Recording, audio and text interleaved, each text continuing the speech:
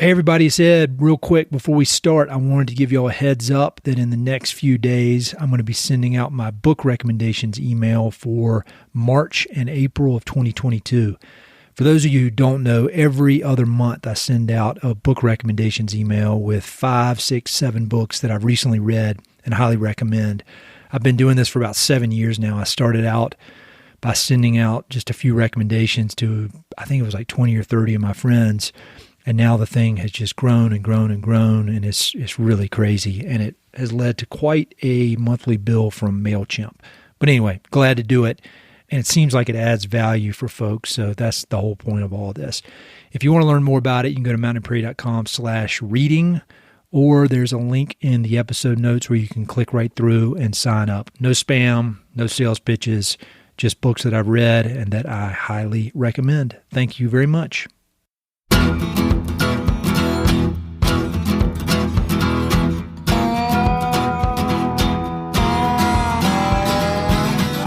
Hey, this is Ed Robertson, and this is the Mountain and Prairie Podcast, where I introduce you to some of the innovative individuals who are shaping the future of the American West. I meet most of these people through my work in land conservation, or through my hobbies and interests that revolve around spending time up high in the mountains. My guests include ranchers, writers, entrepreneurs, conservationists, athletes, artists, adventurers, pretty much anyone who's doing important work, has an interesting story, and loves the American West. My guest today is Brian Yablonski. Brian is the Chief Executive Officer of the Property and Environment Research Center, also known as PERC, which is a Bozeman-based research institute dedicated to promoting conservation by exploring how voluntary trade can produce positive environmental outcomes. For more than 40 years, PERC has explored market-based solutions for major conservation challenges throughout the West and beyond. And its current initiatives focus on innovative approaches for wildlife conservation, public lands management, and more. For example, PERC recently collaborated with the Greater Yellowstone Coalition and a ranching family in Paradise Valley, Montana, to enact a first-of-its-kind Elk Occupancy Agreement, which offers a new win-win method for managing the sometimes competing needs of livestock and wildlife. Brian was born and raised on the East Coast, and prior to taking the helm at PERC, he enjoyed a successful career in public policy, business, and conservation. In 2018, he moved to Bozeman to lead PERC into its next chapter of conservation innovation in the West. As you'll hear in this conversation, Brian has a deep respect for research, economic theory, and big ideas created by scholars and conservation professionals. But he's equally, if not more, committed to putting these ideas into action, to making a tangible difference on the ground throughout the communities of the West. In my experience, it can be difficult to find organizations that balance scholarly rigor with a commitment to execution. So it was a pleasure to speak with Brian and learn more about PERC's unique approach to conservation. Brian and I actually attended the same college in North Carolina, so it was fun to connect with a fellow Wake Forest Demon Deacon to talk about conservation here in the West. We started out discussing the history of PERC and how and why the organization was founded back in 1980. We talk in detail about the Elk Occupancy Agreement and how this new approach to wildlife and habitat management could be scaled throughout the West. We talk about the all-important role that private landowners play in wildlife and land conservation, and how market-based solutions can create new tools for finding win-win solutions. We talk about PERC's work exploring the financial sustainability of national parks, as well as PERC's history of collaborating with a wide range of nonprofit and governmental entities. Brian shares his thoughts on the ideal role that government can play in conservation, and he talks about a few success stories from his career in conservation. And as usual, we talk about book recommendations, and Brian offers up some great ones. I've been following PERC's work in the West for quite some time, so I thoroughly enjoyed being able to learn more about the organization directly from Brian. There are lots of excellent resources mentioned in this episode, including some films that PERC has produced. So be sure to check out the episode notes for links to everything. Hope you enjoy.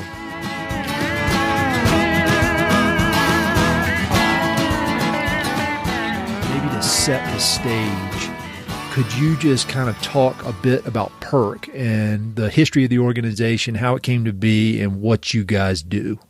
Yeah, sure, Ed. PERC stands for the Property and Environment Research Center. We weren't always called that. Our first name was actually the Political Economy Research Center, which makes no sense if you're into conservation or environmentalism. But we were founded by economists roughly 42 years ago. We had a handful of what I would call outdoor loving economists that kind of had a question. They were like, if markets were really good at making bread and cars, couldn't markets make environmental quality? So they were really digging into how to leverage markets and incentives to advance conservation versus kind of the old, kind of the traditional at the time was a command and control approach, sort of top down, federal government heavy. And being economists, economics is really the study of incentives. And so you always hear economists say incentives matter. And in the world of conservation, you can have positive incentives and negative incentives. Negative incentives tend to punish folks to get the outcome you want, and a positive incentive would reward people to do conservation. And if you think about the tools in the conservation toolkit, regulation, litigation, that tends to be the negative incentive, and something of a disincentive to do conservation. Markets, entrepreneurship, recognizing property rights, trade and exchange, voluntary cooperation is more of a positive incentive. And so how can we lean into the positive incentives to get conservation outcomes? So that was really the history of PERC. Were four of these economists that were considered heretics at the time for thinking that economics and capitalism and markets could actually help the environment rather than harm the environment. And here we are 42 years later with a lot of this in the mainstream of conservation. Yeah, that's super cool. And my background is we went to the same college, which we discovered when we were speaking on the phone. Go Deeks. And so I've got a degree in economics and I've got a master's degree in finance. But it's funny when I'm digging into all your stuff, either I've gotten too old and a lot of it is like leaked out of my brain, or maybe I wasn't paying attention as I should have. So I'm very interested in how you guys are applying all these really market-driven techniques to something that is near and dear to my heart, which is conservation. And maybe we just get right into it and talk about what kind of prompted this conversation we're having is the Elk Occupancy Agreement that you guys did in partnership with the Greater Yellowstone Coalition. And I'm just getting all day long. I'm reading all these different articles and things are being sent to me, and some of it catches my attention and some of it doesn't. And there's just so much out there. But I remember when I first saw that you guys had partnered up with the Greater Yellowstone Coalition to do this, it caught my eye for a lot of reasons. And I was very intrigued by it. And so could you just talk about that project and kind of what you guys did and why it's so special? Sure. And let me give you some ecological context and some geographic context on top of it. So PERC is based in Bozeman. We're in the shadow of Yellowstone National Park and the Greater Yellowstone ecosystem, which is about 22 million acres. And the Greater Yellowstone ecosystem with Yellowstone National Park as a core is home to at least 9 different herds of elk, probably more than 20,000 elk among those 9 herds. The largest herd is the northern herd coming out of Yellowstone. And there's been some really interesting scientific developments over the last 10 years. GPS radio collaring of elk is kind of new. And then remote sensing, getting these cameras up in the backcountry and following elk movements along with the GPS have really enabled biologists and ecologists to get a sense of where the elk are going. We knew elk moved a lot. We knew they migrated, but we weren't quite sure where and how and what time of year that they do that.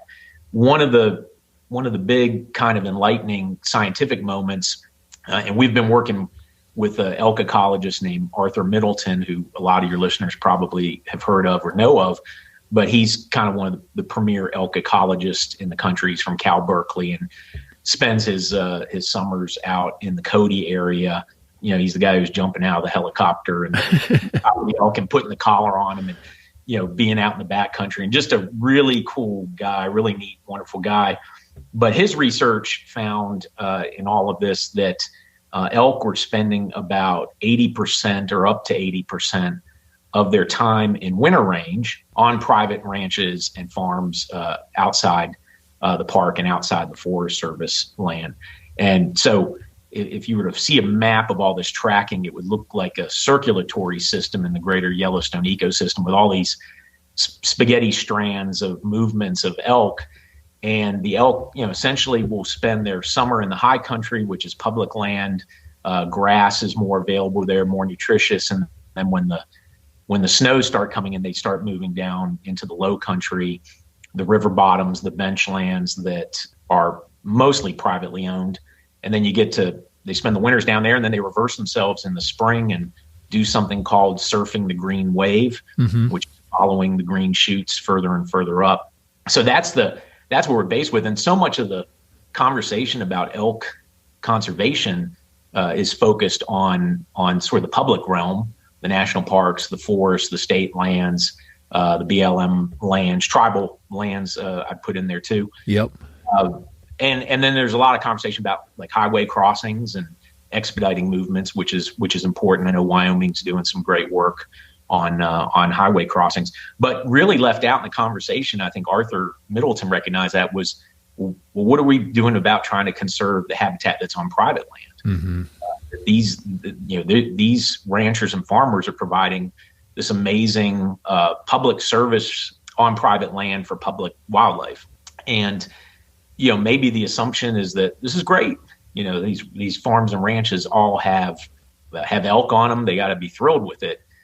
And really, it's the opposite. Elk, the way Arthur Middleton describes it, think of the Peanut cartoon in Pigpen and all this stuff floating behind Pigpen when Pigpen walks around. So that's kind of like an elk herd. An elk herd comes out of the mountains. They're knocking over fences. They're eating forage that is dedicated to the cattle. They're damaging crops. They're bringing predators with them. Wolves and grizzlies will follow the elk herd. And most importantly, they bring a disease that's called brucellosis that the elk contract from bison in the park. It's the only place in North America where we actually have brucellosis. And so bison pass brucellosis on to the elk. The elk become these vectors that bring the disease down into cattle. And if they commingle with cattle and cattle contract brucellosis, they can abort their young. So if you're a cow-calf operation in Montana or Wyoming and you get brucellosis, it could be devastating to your bottom line. How does it spread? Sorry, I know we don't need to go into a bunch of biology, but I hear about that all the time, and I've never asked the question, how does it spread from one animal to another? Yeah, so you will have elk come down. They'll be mixed up, say, in a pasture with cattle, and they'll calve. They'll give birth to their calves in the spring, early summer, and the afterbirth that's left on the ground will contain the disease. And then you'll have cattle come and sort of sniff and get it in their nostrils or lick it or eat it or something like that, and that's what passes the disease along. So critical that we can separate cattle and elk. The more we can do that, the lower the risk becomes. Yep. So given that's the context, that elk for ranchers is a liability or a cost and not an asset. As an economist thinks about this, like how can we make conservation more of an asset or at least less of a liability to those who we want to do the conserving? So PERC's been really looking at tools that would turn the narrative on its head and find ways to lower the liability, to maybe make elk more of an asset to these ranches.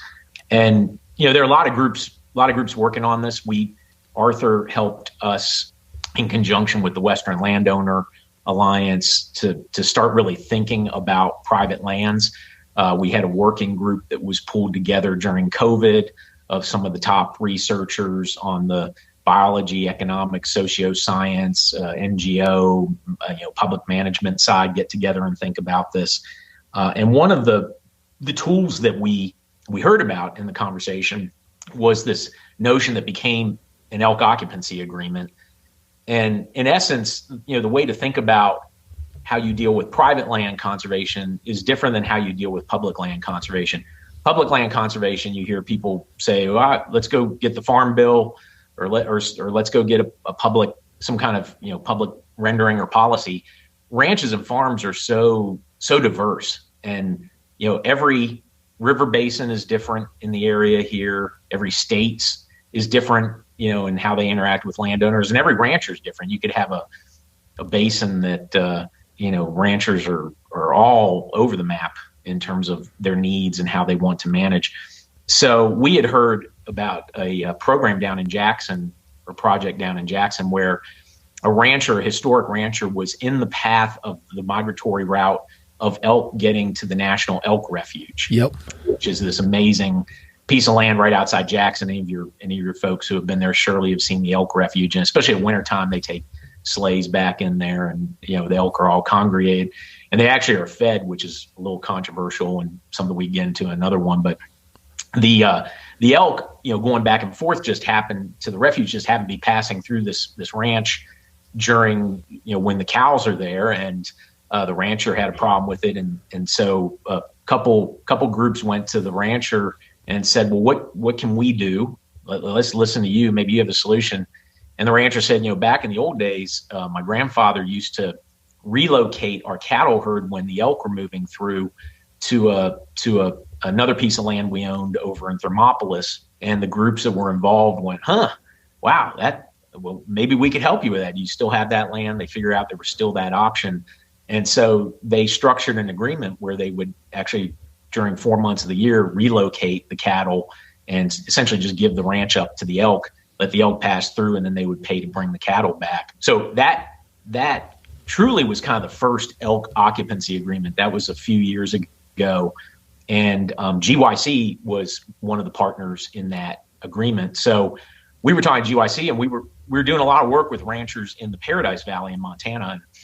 To give you a little color on Paradise Valley, so if you've seen Yellowstone, the TV show, that is supposed to take place in Paradise Valley. Yep. And Paradise Valley is just, it's definitely a cow-calf ranching valley, about 35 small cattle production ranches in the valley. And it is probably the biggest hot spot for elk migration, at least in Montana. And so some of these issues really bubble to the surface there. And we've been working for a while with the ranch families, the ranchers there in Paradise Valley, and listening to them and trying to get from them, these folks are busy. They're 365 days a year focused on ranching. There's no such thing as a vacation for these people. So, while they're working hard, they don't have time to actually sit around and ruminate on conservation and things that we have the luxury of doing. But one of the things we wanted to do is make sure that these ideas came up from the rancher and not top down. And the Jackson Elk Occupancy Agreement is a good example of that. So we had a ranch family approach us, very, very well-regarded family, owned land that abutted the national forest. And a part of their ranch was traditional winter range for elk coming out of the Absaroka Beartooth Wilderness, south-facing slope, acreage that in the winter, carried less snow, obviously, with the south-facing portion of it. Lots of good, nutritious native grass up in there, fescue versus, say, Timothy. But this was a cattle operation, and their cows would get up there. The cows are smart. They like good grass, too. And they would pound the heck out of this old historic winter range area. And when the elk would come out of the mountains, there wouldn't be much grass left. Yep. And they would kind of keep moving down towards the river basin, where they get in all kinds of trouble with the ranchers down there. Ranchers, kind of the pig pen thing. The ranchers didn't want them around. So this family came and said, we are willing to essentially dedicate this part of our ranch to the elk. We are willing to manage the habitat for the elk. That would include weed control for cheatgrass, removal of invasive conifers and juniper, prescribed burning, just general good habitat management that elk would appreciate. They'll encourage native grass to grow even stronger. But we got to figure out a way to keep our cattle out of this area, because the cattle are going to take advantage of this. And it's really a fence, like a wildlife friendly fence that would allow elk to move back and forth, but could keep cattle out. And it's a lot in our world in conservation management. It's a heck of a lot easier to keep cows out of something than elk out of something. Yeah. And so it's kind of this perfect solution. Like, well, we can help with a fence. So we went out there with the Greater Yellowstone Coalition, their top conservation expert, Shiva Sundaresan, and took a look at the property, got a sense, it was really cool. It was the younger generation, that reached out to us with this ranch family, brothers who were mostly in their late 20s, early 30s. And we're real excited about managing this area for elk if we can make this happen. And the fence would be up pretty high, pretty close to the forest land, but just spectacular country. I mean, just, you're up there and, it's a postcard, it's a screensaver on your computer, and you totally got the feel of it. We came back, the chief conservation officer for GYC and PERC, and got together. They had already gone out and sort of priced the fence and made a business case, literally brought us like a prospectus business case for why an investment in this fence would be a great investment for elk. And we put our heads together and said, like, let's do it. Nice. We're willing. It's what we would call kind of low cost conservation. It's not, fences aren't cheap, but for what we would get for this was just a return on investment through the roof, to have elk, healthy elk habitat, close to 500 acres. And the other cool thing about this occupancy agreement, I tell people, like, an elk occupancy agreement is whatever it is you say it is. Like, if, every ranch is going to be different in terms of their needs. So all of these agreements, just the two we talked about, where you're relocating cattle, this one where you're creating a fence that sort of creates the habitat. Every ranch might have a different idea, and that's all right. Like, it's a patchwork that we want to create. We see Paradise Valley as a petri dish for some of this market-based innovation. The cool news is we kept the state involved. We informed them what was happening, and they're partners, and so we want to bring them out. But it wasn't government dependent. There was no public funding here, no government funding. This was all privately funded. PERC brought private dollars forward. Greater Yellowstone Coalition brought private dollars forward. We put our heads together. We drafted a 2-page agreement. We didn't have to get lawyers involved. It was a handshake, and we moved forward with this. And I think the ranch family really appreciated that. You'll hear the family talk about how little bureaucracy there was, how everything moved really quick, how it was much more cooperative. And, this is going to carry forward for 5 or 10 years. The rancher is allowing us to come out and see the property. They're keeping us updated. One of the sons sends us texts frequently about what he's seeing up in that part of the ranch. So we're just super excited about it. It's, we think it's one of these tools that, is sort of a good first solution. We should look at the thing that's voluntary and cooperative rather than the thing that's a little more on the punish side of conservation. That's super exciting. And I love these ideas of kind of these pilot projects that are driven by the local community. And in my experience, my day job in conservation, it's really the only way you're going to be able to get anything to work. And I'm doing a similar thing, or somewhat similar, with irrigated farmland in southeastern Colorado. And so the way we're going about it is trying to get a pilot project in place, and then the goal after that is to scale it, and so that it's a market-based kind of self-sustaining system. Do you, like, when you think about 5-10 years from now? I mean, this project in Paradise Valley seems to have been a real win-win. Do you think about ways to scale it? Because it seems that the complication on that is that every agreement is different, as it should be, and it's built to help the specific family and to work with the specific rancher's operation. So it's not like there's a template in place. But, like, how do you see this really good project on 500 and some acres scaling or being able to be replicated throughout Montana or the West? The beauty of this is this ranch family, the family that did the occupancy agreement down in Jackson, was not as willing to sort of talk about it and go public with the name and the partners. This ranch family is very willing to talk about it, and they've actually expressed an interest in seeing other ranchers take advantage of this kind of program and process.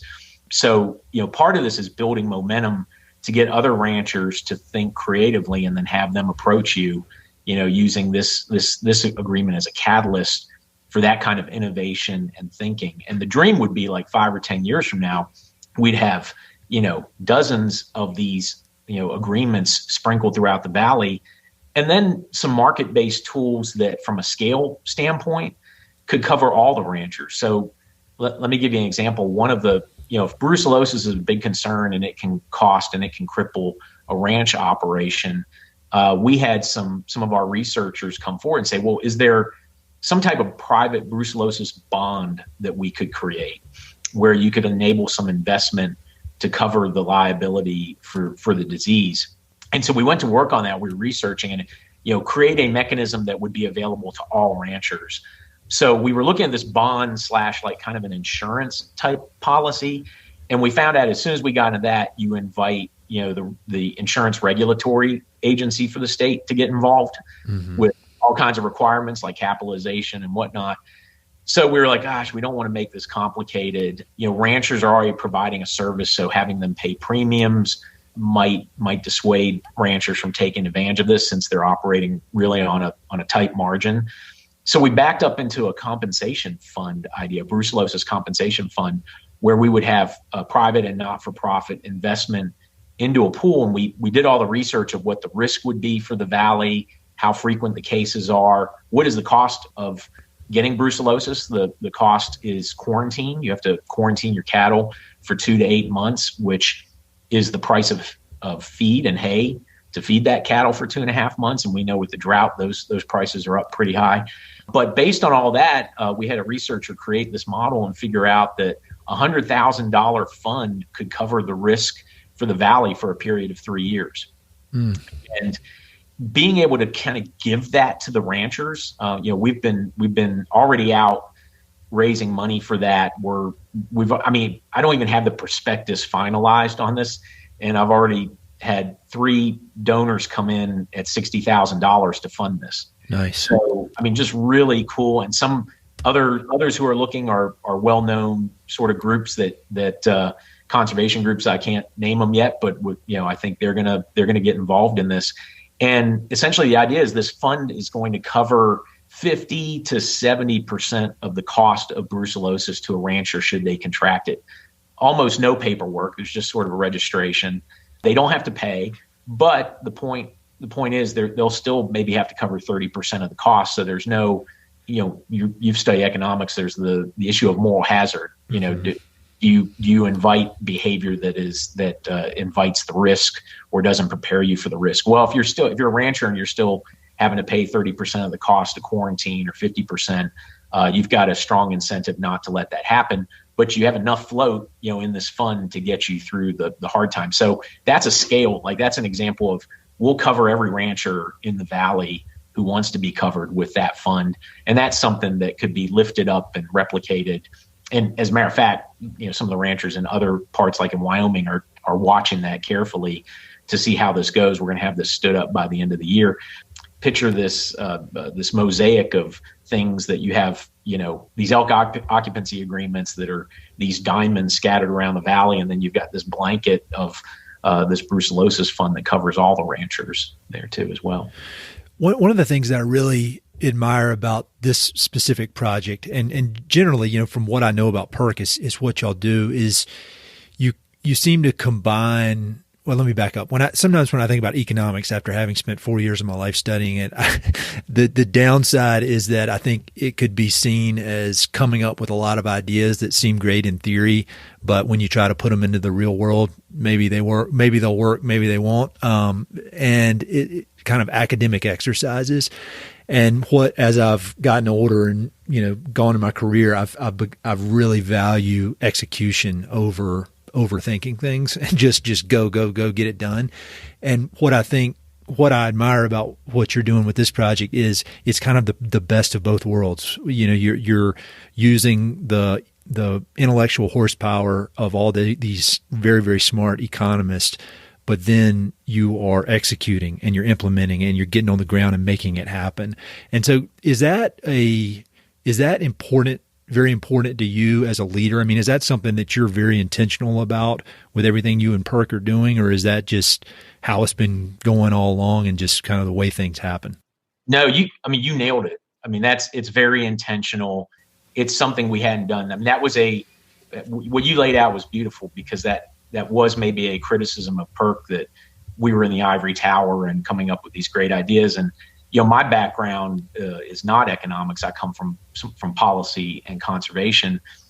And before I took this job, I was on the PERC board. And one of the things we would say is like, look, we have 40 years of this really good research, but not a lot of it applied. And I think old PERC was kind of sitting around waiting for folks to sort of pick up the ideas and run with it. We would host enviropreneur summits here, where we would have young environmental entrepreneurs come out, and that was kind of our version of seeding the world. Go out, create your thing, build your thing. But I think what we figured out, in the last 4 years is we're the entrepreneurs. Like, nobody else is going to do it unless we get out there and put skin in the game and do it ourselves. Like, we might be the best equipped to do this, pulling in partners like the Greater Yellowstone Coalition or the Nature Conservancy or Ducks Unlimited or Environmental Defense Fund, organizations that we work with that are open-minded to really using these market-based tools. So yeah, I think I tell people, like, new PERC is, I hate to use corporate parlance, but we're more vertically integrated than we were in the past. We've always been a research center, and research is at our core, and it will always be. But now we're also driving it into policy. We're driving it into, on the ground, in the field work. And that just gets people excited too, to have something. It's one thing to have a publication or this really cool idea, and there's a group that gets excited about that. I get excited about actually doing conservation and having these proof of concepts. Now, we may not be the group that carries this forward forever and ever, amen. But if we're the group that goes out and does the first few proof of concepts and gets some other folks excited about it, I think there'll be momentum to carry these kind of ideas forward. But somebody's got to go first. And my question is, why not us? No, I love it. I love action. I mean, and the older I get, the more experience I have, the more I realize that, and sometimes that's a rare commodity, is people that are just willing to go and just do it and figure it out. But like I said, you guys balance it with all the thinking and planning that one could ever hope. But without that action, I see a lot of people that have great ideas all day. And when I went to business school, I saw a lot of people with great ideas, but it doesn't mean anything unless you're willing to do it. So I love that. You seized on it. Think about PERC and the Greater Yellowstone Coalition working together, right? We're both about 40-year organizations that are, a mile away from each other geographically and have never worked together. And we're in this weird part of American history where everything's so polarized. It's so easy to dump into your intellectually gated community and just lock down and be there. And frankly, that frustrates me. And it probably frustrates a lot of people. But I asked the question, like, where are the adults in the room? Like, who's going to lead by example and show that we could have individuals or organizations that don't always think alike, but come together for something for the common good? And, may take a shot or two from your base, but are really saying, like, look, let's get past the nonsense that we're experiencing right now. And so to me, it's been great. Greater Yellowstone Coalition has been a fantastic partner. They haven't traditionally, based on past policies, been trusted by the ranchers, but the ranchers seeing a property rights oriented organization like PERC bringing GYC to the table, and GYC putting real skin in the game and really wanting to listen to the private ranchers and be a part of this. It's just a good, like, all the way around. We had a rancher meeting back in January, and it's the Paradise Valley Working Lands group, and it's just the ranchers. There are no NGOs there. PERC helps expedite it, but we asked the ranchers, like, after this Elk Occupancy Agreement, would it be okay if Greater Yellowstone Coalition had its person there, and they said yes, and they came. And like, what a cool moment, like, these are ranchers, like, we just invited the Greater Yellowstone Coalition to the table, right? Because of them participating in this. Yeah, I hope there's more of that happening out there. Yeah, you read my mind on that, because that's exactly what I was thinking, that how, and I think that may be actually what caught my eye before any of the elk occupancy stuff, is the fact that that the two organizations work together on this. Because I think from an outside perspective, when somebody hears free market, for better or worse, and it's not, may or may not be true, and in the end it doesn't matter, but I think the way the media likes to throw this stuff around is like that's more on the right hand side of the spectrum. And then Greater Yellowstone Coalition, through their very successful history, I think people think they're more on the left hand side. And so the fact that you two organizations could come together and focus on your common interests and the things that you're trying to get done, and combine two really amazing organizations to make this really a first of its kind thing happen, that can be scaled in the future.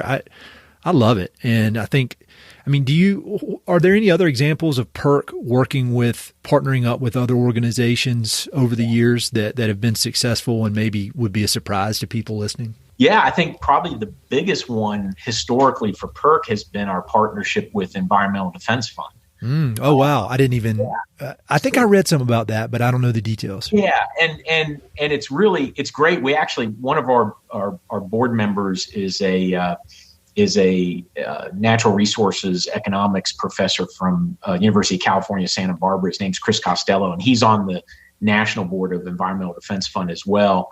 And the relationship that goes back there has to do with fisheries, offshore fisheries, and how we had depleted fish stocks happening, in oceans and seas, around our country.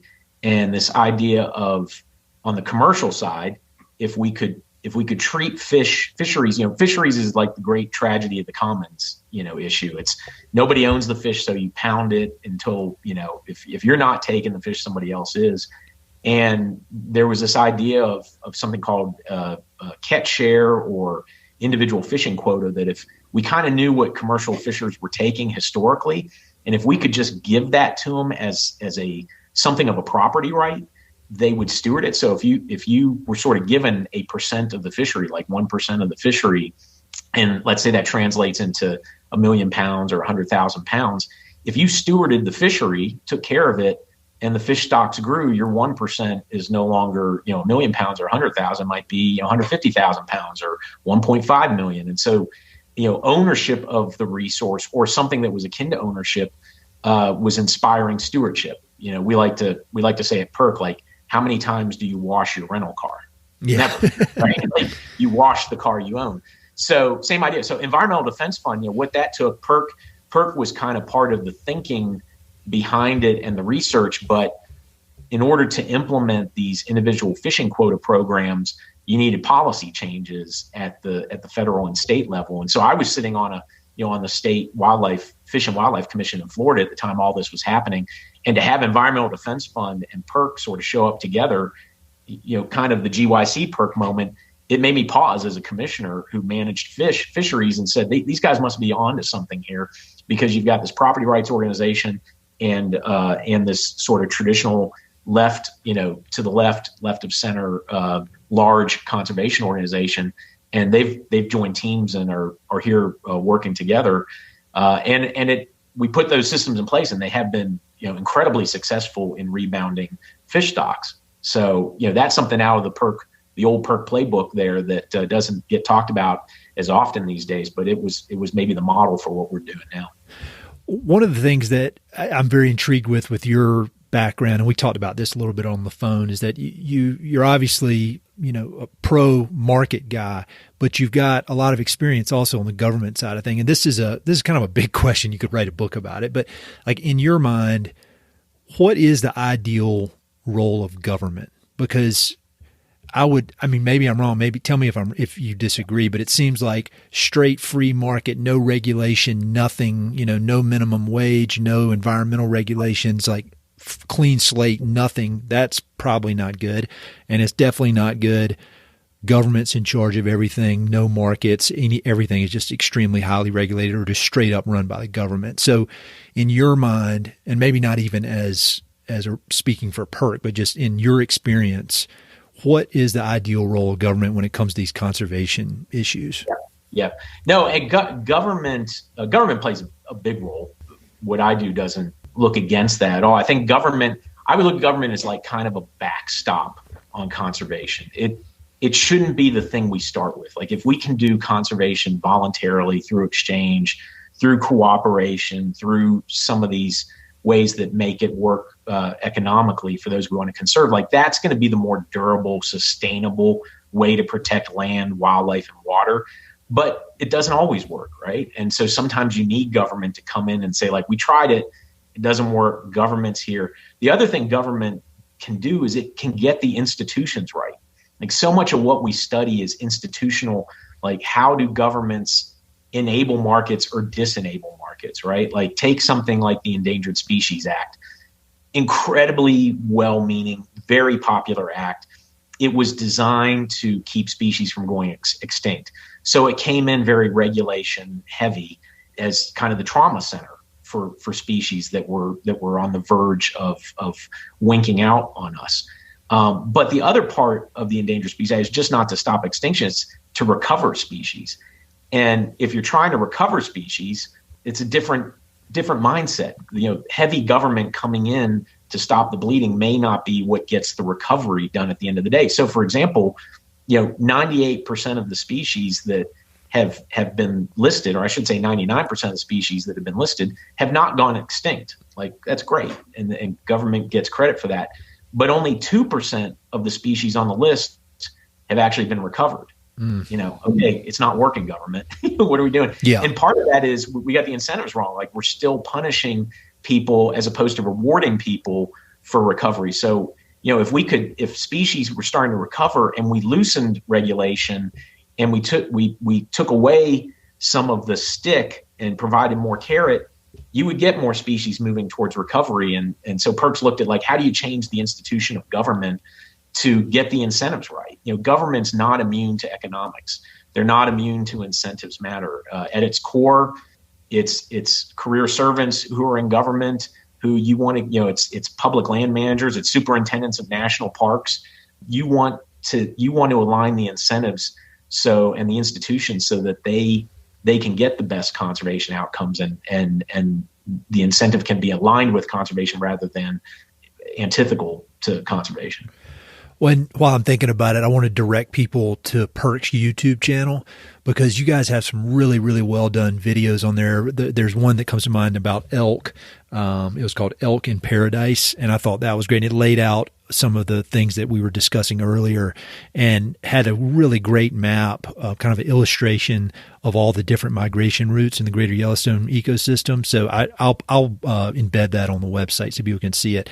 And the other video that caught my eye on there was about PERC's research and work trying to work with national parks to make it more of a sustainable, viable financial business. Can you talk a bit about PERC's work with national parks and kind of, I guess, start out talking about the challenges facing national parks and then what you guys are doing to try to find a solution?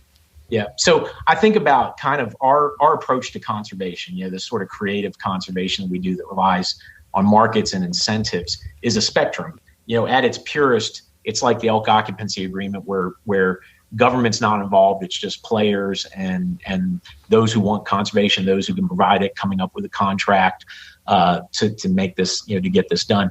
On the other end of the spectrum, there's the reality of public land and public resources. Yellowstone National Park will always be, it won't be privatized. There's no sense to privatize it. We have federal land, we have federal national parks. We will always have those. How can what we do by aligning incentives improve management on those federal properties? And I think everybody can agree, we need improved federal management. I mean, some of the issues that we have is we don't have the resources or the incentives aligned to take care of the things that we own. And national parks are a great example of that. For decades, we have consistently been out there creating national parks, but we have not been funding the management and upkeep of national parks. And PERC, this is something that PERC has been researching back in the 1980s and 90s. We were looking at this and writing reports on that. And that was when there was a maintenance backlog in the national parks of like $3 billion. Today, it's $12 billion. Like, we've just let the problem get worse and worse. So what are the market-based ways that we can improve management of the parks? And it's just not roads and bridges. I mean, that's a big thing in the parks, but there's so much that ties to conservation in terms of infrastructure in the parks. If you think of a park like Yellowstone, where we have these incredible geothermal and hot spring features, you know, the boardwalks and pathways around and above those are designed to protect those features. And if they're failing or in disrepair or not where we need them to be, you know, we risk some of these incredible, you know, damaging these incredible geothermal features. Think of wastewater systems. You know, there's a long list of wastewater systems that have failed in national parks, which have damaged the waterways coming out of those parks and the fish habitats coming out of those parks when those systems fail. So it's something we really need to put a lot of thought on. And for us, you know, something that jumps out is the market approach. And what's the market? I mean, we're all reading about these incredible records that are being set in national park attendance, you know, especially, you know, post-COVID. Yeah. But leading up to COVID, the numbers were staggering. I mean, our national parks, I mean, here's a little factoid that most of your listeners probably don't know. For a generation of time, visitation in our national parks was flatlined. We hit a visitation, you know, sort of high water mark in 1987, and that high water mark wasn't eclipsed until 2014. Think about it. It's like 27 years of just, you know, America was growing, population was growing, international visitors were discovering America, and still we were a flat line in visitation. And then all of a sudden, in the last 3 years, visitation jumped. Well, I would say from 2014 to 2017, visitation jumped by 58 million visitors, a 21% increase. Wow. Like, just massive. It's a surge that happened. There are a whole bunch of really interesting reasons for that. But that's the market, right? These people are coming and they're paying an entry fee to get into the park. And as a park manager, you probably need to think more thoughtfully about what should that fee be, right? Like, are we below market? Are we above market? We've got incredible conservation needs in the park. And these are the folks who, it's awesome, they're enjoying the park, but they're also the ones more directly impacting the park as well. And so one of the things that PERC has done is we've got a really good relationship with the superintendents of the national parks around the system, because we help them think about things like this, like what might the appropriate entry fee be. And the reason the entry fee is such an interesting market-based tool is that when you pay a fee at the gate of Yellowstone, right now in Yellowstone, you'll pay $35 for a car. You know, it doesn't matter how many people are in the car, it's per car. And that's good for a week in Yellowstone. So $35 for a week in Yellowstone, a family of 4, that works out to about $1.25 a day per person in the car. That's crazy. Yeah, we're giving it away, right? And I would say, like, if this money came in and just went back to the U.S. Treasury for Congress to appropriate as it saw fit, you know, that's not good incentive, you know, for the superintendent to get the price right, because the superintendent doesn't get any of that. But if you align the incentive right and the superintendent gets to keep that revenue, now the superintendent thinks more like a CEO, right? Yeah. You know, revenue coming in, how do I allocate revenue? I want customers. I don't want to drive away customers, but I don't want to give it away at the same time too, because I've got these needs. So PERC was sort of part of a group to help think about the laws related to that, and the law did change, and now superintendents get to keep 80% of the gate revenue to go right back into conservation and infrastructure programs in the park. The other 20% doesn't even get gobbled up by Congress. The other 20% goes to other national parks that don't charge fees. So think of the National Mall in Washington, D.C. You don't pay a fee to go onto the National Mall, but that's a park. And so that 20% will go to help other parks. So when you drive through the gate at Yellowstone, you're paying $35 and you're undercutting, you know, at $1.25 a day. You're not helping the park all that much. There's much more capacity to help the park, and your gate fee is probably only 1% of your trip expenditure. Total. Sure. And you'll go in and you'll buy an ice cream cone for $5, right? Oh yeah. Well, so to me that all sounds reasonable, but you know, who has a different idea on this? Like, and I'm not talking about crazy people on the internet. I'm talking about like what is the counter to this that is well-intentioned, smart people that have a different approach than you do? Because I I can't think of a different approach, but obviously I'm not very smart. That's why I asked the questions. It's fair. I mean, and it's a fair counter approach to this, which is these are our public lands. We shouldn't have to pay to go on our public lands. They're America's lands. You know, Congress should fund the needs of the parks appropriately and not charge people more to fund the parks appropriately. And that's what you'll hear. And you might hear that, well, if the fees are too high, you might price people out. You know, national parks are America's great equalizer, and everybody should have the ability to access the parks. And that's all true, but we're not talking about, you know, a decision to go take a fee to $500 or $1,000 or something that prices people out.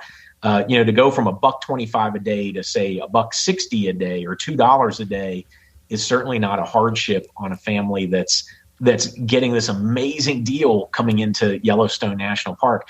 And if we're waiting around for Congress to do it, good luck, right? So, well, that's what I was going to ask. Is there any chance at all? I mean, as far as I can tell, they can't agree on anything except daylight savings time. And so the idea that this would be, that's even an option, even if that was the solution, yeah. I mean, it's the equivalent of just, you know, well, why don't we cure cancer while we're at it? Because like, I don't see them being able to do it. So we either wait around for 30 years or come up with something else. But yeah, that's exactly right. So, I mean, the one ray of sunshine here was that a couple years ago, Congress passed the Great American Outdoors Act that created a $9.5 billion fund to start addressing deferred maintenance. You know, system-wide, national parks, 12 billion maintenance backlog, all public lands, including national forests and wildlife refuges, is 20 billion. So it took 40 years to get to that legislation, literally 40 years to get to that legislation. And that only took care of half of the problem. And it's deferred maintenance, which means maintenance today that gets ignored in 2022 becomes deferred maintenance in 2023. So we're just starting the process all over again. We're trying to knock down half of the problem, but we've still got half left, and that's going to be compounded over the next 20, 30 years, and we'll be back to the same place. Whereas relying more on fee revenue, you know, the market's coming in, you know, Ed, it doesn't have to just be, you know, domestic, you know, Americans, you know, hitting the road, you know, in the summertime. Think about international tourism, which has become very popular. International tourists coming. I've been told by folks who are familiar with Chinese tourism, you know, when tourists come in from China, they want to see the Statue of Liberty and they want to see Yellowstone National Park. Those are the two top things on their list. And other national parks around the world, like in Africa, Kruger National Park, for one, places in Europe, if you're not from that country, you get charged more. You know, it's just natural. You're not paying taxes there. You've come a long way. You can certainly afford to pay more. So that might be something else we look at is sort of a disparate charge that would look at international visitation and doing like an additional surcharge there as that market continues to grow as well. What I like about you is that you're offering solutions, and you know, nobody, you know, who's to say if it's the perfect solution or not. But the thing that I've learned from this podcast is that what I really love are people that take action and that are looking for solutions, and they've got good intentions and they're looking for solutions. It doesn't mean necessarily 100% that this the 100% correct thing, but and the other thing on the negative side that I've learned from this podcast of what I don't like are professional complainers who sit on the sideline and don't do anything, yet they seem to have all the answers in their mind and complain. And so I just I just really admire the action. You know, I'm obsessed with Theodore Roosevelt, and he talks about get action, you know, go, and do what you can with what you have where you are. Yes. That's one of my favorites. I have it written down above my desk. And, so I really admire it. One other thing that I thought was interesting about you and your background is if you wouldn't mind just telling the story about that island in Florida because I think with the bird that had the bird conservation issues on it, because I think that's a great indicator that you are willing to look, you're looking for solutions, and sometimes it's free market, sometimes it's government, sometimes it's somewhere in the middle, but you're looking for answers and ways to solve these problems. So would you mind explaining that story again of when you had to take action and figure out a way to conserve those islands in Florida? Yeah. I mean, it's to your point, it's good to be in the abstract and theoretical, But to be in the front lines and actually having to do conservation, it puts you have to deal with the realities on the ground. And that was certainly the case when I was a Fish and Wildlife Commissioner in the state of Florida. For folks who probably maybe don't know this, but who are fans of Theodore Roosevelt, the very first bird reservation that ultimately was the predecessor to the National Wildlife Refuge System was an island called Pelican Island off the coast of Florida. And it was essentially a bird rookery, and Theodore Roosevelt declared it the first bird reservation in the United States. I want to say it was maybe 1905 or 03 that he did that. And that spawned the National Wildlife Refuge System. When I was commissioner in Florida, I was approached by the Florida Audubon, with a problem they had, a concern, there were a number of little spoil islands, a few acres each, sprinkled all around Florida that were these bird rookeries, and nesting places for shore and wading birds, oyster catchers and pelicans and terns and all kinds of really cool species. And the problem was you could make these islands off limit, but folks would still come in their boats. They wouldn't see signage until they actually got to the island, and the boat would be docked and the dog jumps out, or people are jumping out and they're disturbing the birds and the nesting. And there's just a few of these islands, that are key hotspots. By Audubon's count, there were probably about 15 of them. And they came to me and said, there's this tool in the toolbox that hasn't been used in 25 years. It's called a critical wildlife area.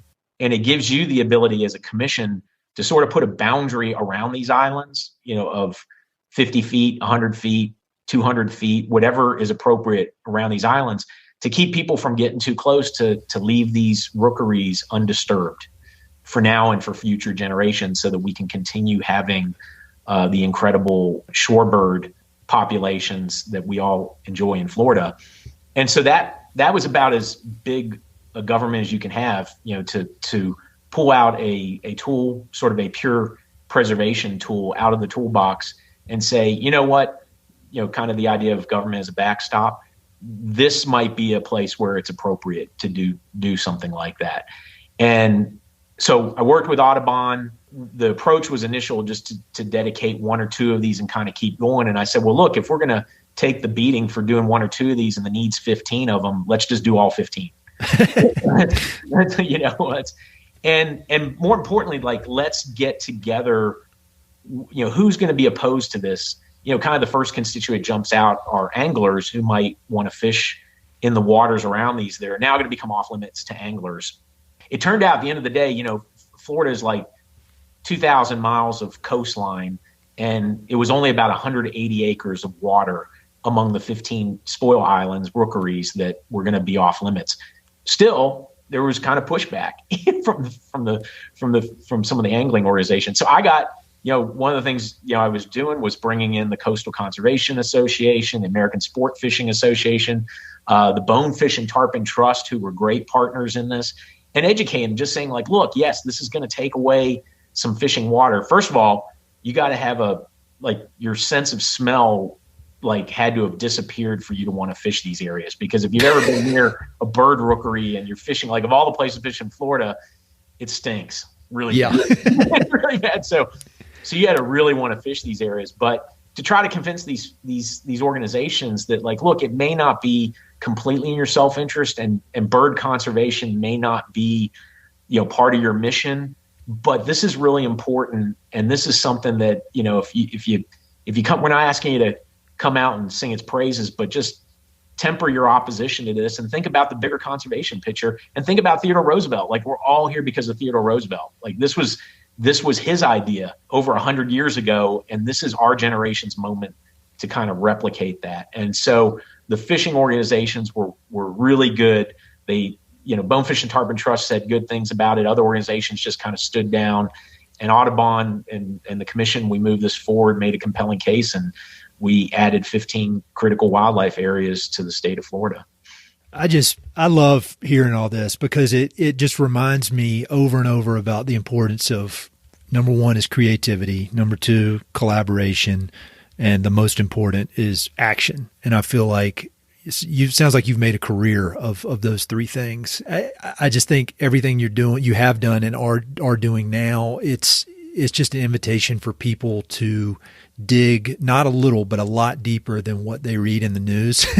and the whether it's talking about conservation or talking about politics or whatever, that I think there's so much collaboration and creativity, and there's so many smart people that are really working hard behind the scenes.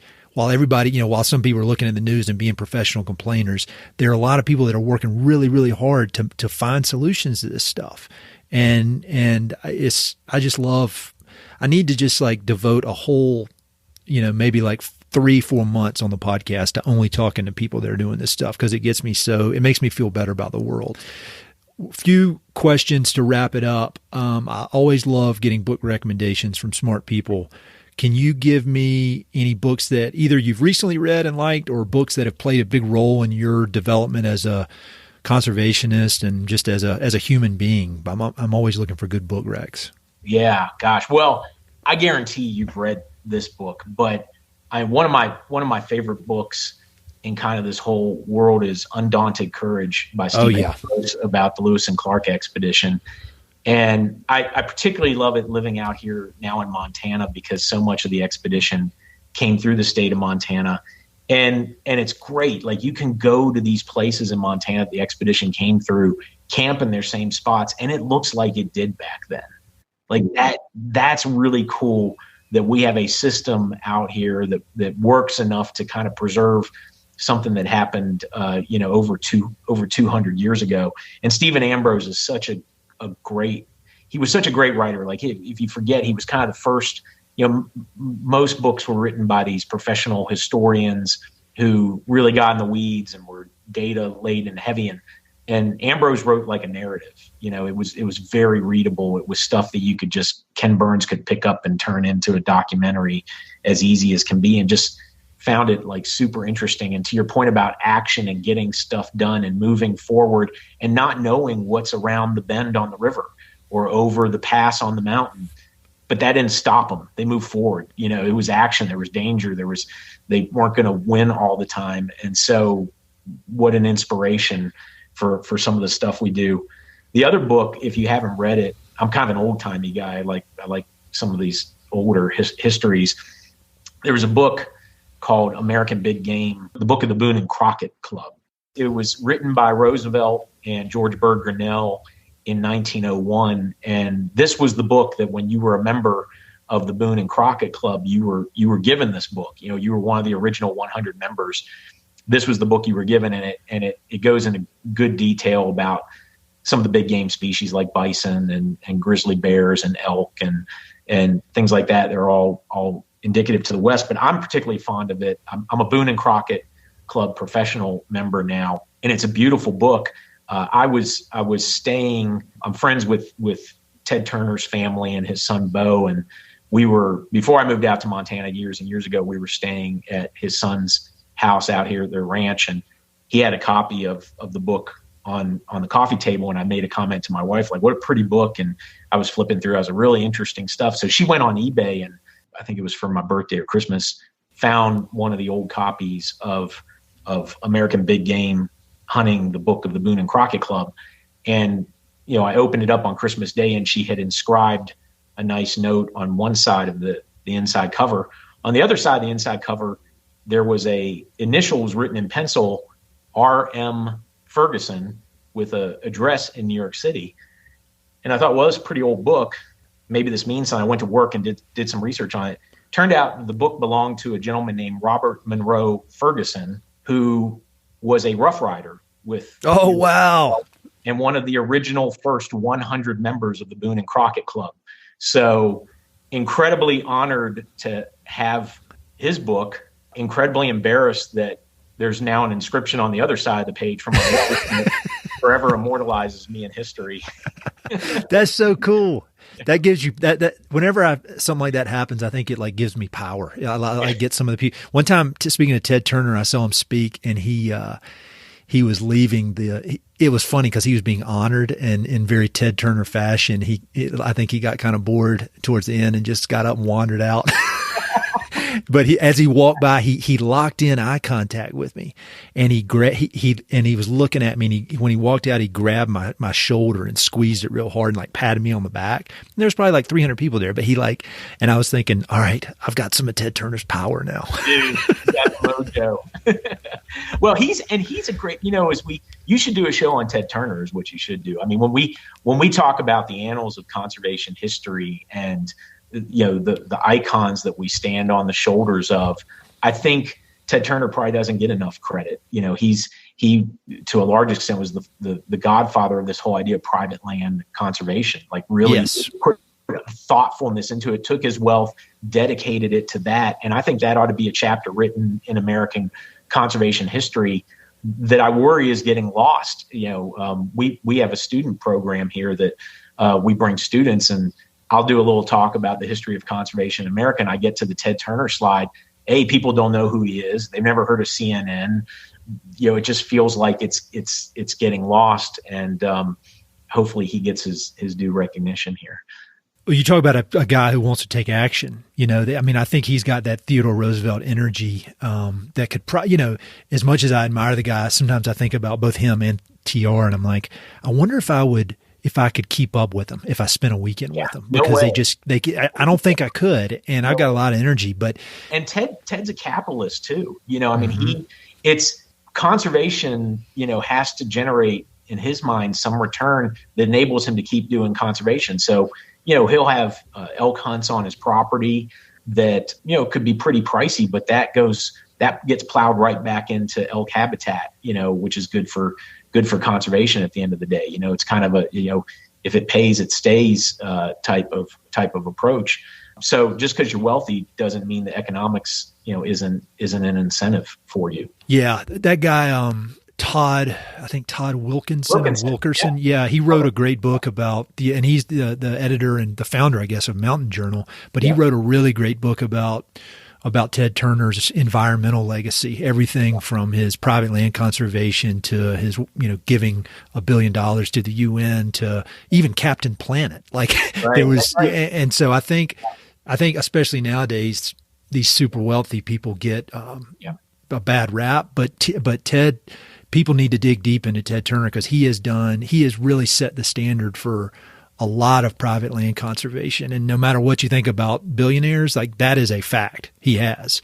And so I'm glad he came up. I could talk about him for hours. Yeah. And you should have Todd. Todd would make a really good guest. Todd is part PERCian, to maybe I'm outing him here of sorts, but he really appreciates the approach we take. He's not going to agree with us 100% of the time, but he recognizes that it's a really valuable approach. And, if you like Ted Turner and you're Ted Turner's autobiographer, you got to like what PERC's doing. It's a lot of the same way of moving forward with these issues.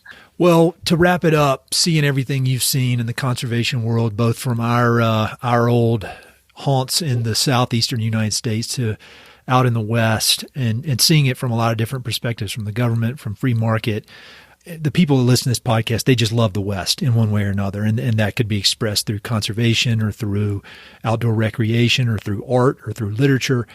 Any kind of parting words of wisdom you'd like to leave people with? Yeah. I was thinking, I think I always come back to Aldo Leopold, right? Like he is most people know Aldo Leopold as the godfather of wilderness and sort of bringing wildlife biology into management.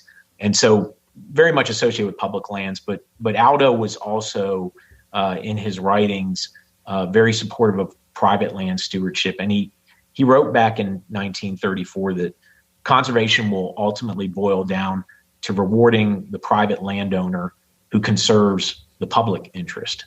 And I think that's so poetic writing and something we need to be thoughtful about in the Southeast. Just private land. We had so much private land, so little public land there, that private landowners were always kind of on the front line of conservation.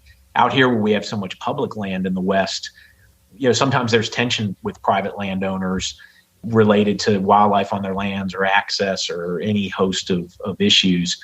But just knowing what motivates conservationists in the public realm is going to be different than what motivates a landowner in the private realm. And finding ways to incentivize, reward those private lands. I think that's the next frontier of conservation. I really do. We own a lot of land publicly in the United States. There's not a lot much more to necessarily buy, but we can certainly create the right landscape for private land stewardship, which makes up, something like 71% of the lower 48, where 2/3 of our endangered species spend the majority of their time, where 80% of our wetlands and grasslands can be found, where our most biologically diverse hotspots can be found. I think being very thoughtful to that and private land stewardship is a big thing. The other thing I would say, Ed, is you've kind of heard my background, and I've been involved in conservation all different ways, but I think of conservation, maybe for some of your older listeners out there, Baskin and Robbins, which was 31 flavors of ice cream. I think conservation is a little bit like that. There's 31 flavors of conservation. But if you think of kind of these voluntary market, economically driven based solutions, that should be like our vanilla or chocolate at the front end. Like, start with that before you break into Tutti Frutti and some of these other flavors. It should be the default approach in the basket of ice cream. So yeah, 2 parting thoughts. I love it, man. And this has been very educational. As I said, I've been following PERC ever since I moved back to Colorado. I mean, right after business school. And so this has been a long time coming for me. And I just really appreciate you taking the time. And I wish my economics classes in undergrad had been as interesting as this, as this is. But let's stay in touch. Keep me in the loop about everything y'all are doing. And maybe we'll do this again at some point. But thank you for everything you're doing. Yeah, and I love Mountain Prairie. What you do is great, and the guests you have in here are always provocative and span the globe, and appreciate the service you provide. Hey, it's Ed again. Thanks so much for listening to the podcast. I know your time is valuable, so it means the world that you spend it listening. If you want to support the podcast and help it to continue to spread and grow, there are a few ways you can help. Number 1, pass it along to a friend or share it on social media.